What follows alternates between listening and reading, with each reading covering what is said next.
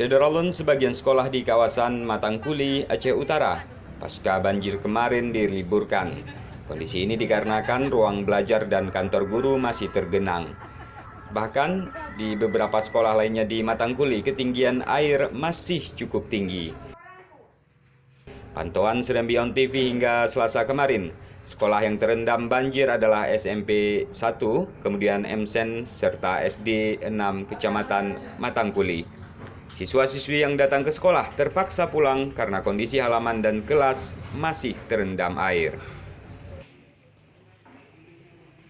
Karena mereka tinggal di wilayah Dari Lok Sugon, Zaki Mubarak, Serambi On TV.